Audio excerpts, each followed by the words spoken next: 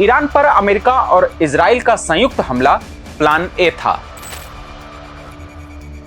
जो कि पूरी तरह से अब फेल हो चुका है, क्योंकि तेहरान में अयातुल्ला अली खामनेई की मौत के बाद तख्ता पलट की कोशिशें कामयाब नहीं हुई और प्लान ए पूरी तरह बिखर गया। लेकिन ईरान में तख्ता पलट अमेरिका की प्रायोरिटी सूची में है। ऐसे में यह पूरा कैसे होगा? ईरान में खामनेई के शासन को हटाने के लिए क्या है अमेरिका का प्लान बी? क्या जंग में कूदेंगे कुर्द? ईरान में होगा गृह युद्ध।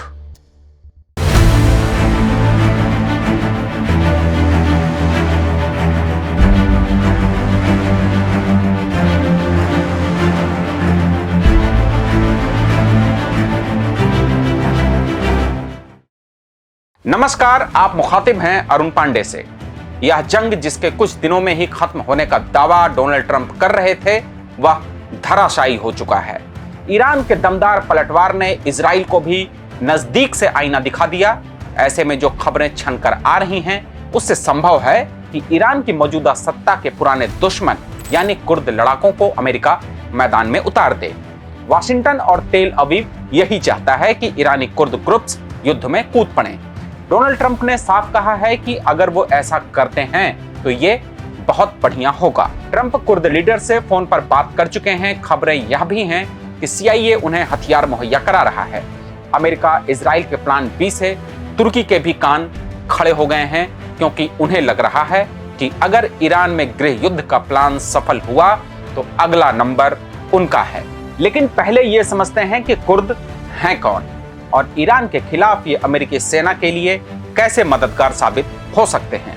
ईरान में करीब 9 से 10 मिलियन कुर्द रहते हैं, जो मुख्य रूप से पश्चिमी प्रांतों कुर्दिस्तान, किरमनशाह, वेस्ट अजरबैजान में रहते हैं। उनकी भाषा अलग है, संस्कृति अलग है, लेकिन तेहरान उन्हें हमेशा से ईरानी बनाने की कोशिश करता रहा है। लेकिन असली आग 1925 में तब लगी जब रेजा शाह पहलवी का दौर था। उन्होंने ईरान में फारसीकरण का खेल शुरू किया। कुर्द भाषा स्कूलों और दफ्तरों में बैन कर दी गई।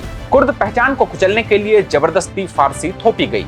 इसका नतीजा ये हुआ कि 1918 से 1922 के दरमियान सिमको शिकाह विद्रोह हुआ। कुर्द लीडर सिमको ने हथियार उठाए। फिर 1946 में वो ऐतिहासिक पल आया जब माह बाद गणराज्य बना, जो कि महज 1 साल ही चला, लेकिन यह कुर्दों का अपना पहला राज्य था, जो ईरानी कुर्द लीडर मुस्तफा बरजानी की मदद से बना था।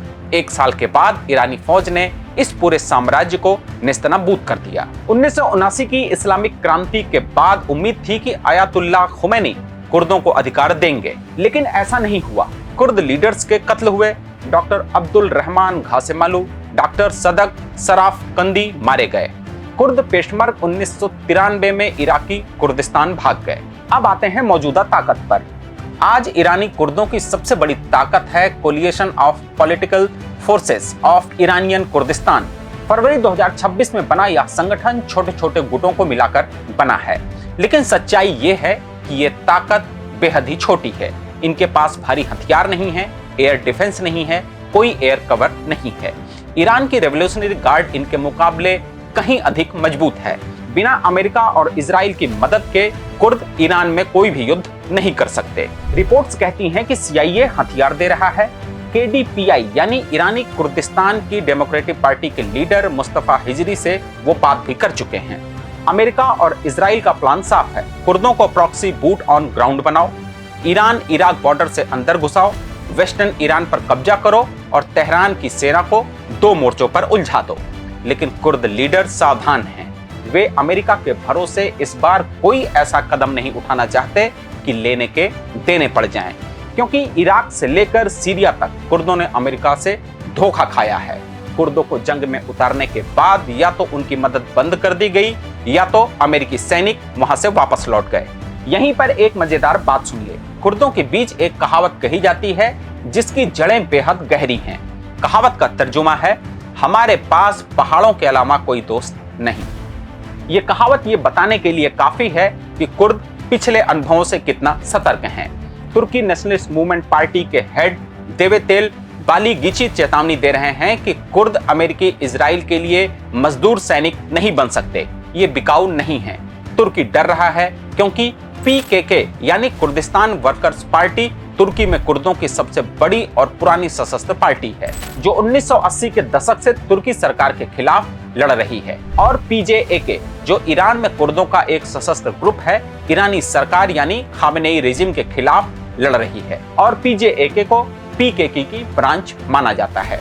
अगर कुर्द मजबूत हुए तो तुर्की के कुर्द इलाके भी भड़क सकते हैं और ईरान की जंग तुर्की की सीमा तक पहुंच सकती है। तो सवाल आपके सामने है, क्या अमेरिका इजराइल कुर्दों को हथियार देकर ईरान को 2 टुकड़ों में बांट देगा? क्या कुर्द लीडर ट्रस्ट करेंगे या फिर इतिहास दोहराया जाएगा? और सबसे बड़ा, अगर कुर्द सफल हुए तो मिडिल ईस्ट का नक्शा बदल जाएगा या ये सिर्फ एक और प्रॉक्सी वॉर बनकर रह जाएगी? तो सवाल बहुत से हैं जिनका जवाब जंग के रुख से तय होना है, क्योंकि ईरान का पलटवार अमेरिका और इजराइल के इतिहास में भी लिखा जा रहा है। आप कैसे देख रहे हैं इस दौर को? क्या बदलाव आप देख पा रहे हैं? हमें कमेंट में जरूर बताइएगा। इस वीडियो को दूसरों को भी शेयर करिए और देखते रहिए द लेंस। देश दुनिया की रखी खबर हर रोज हर शाम कानो कान सुनते रहें द लेंस पॉडकास्ट। रही अपडेट लेंस के साथ।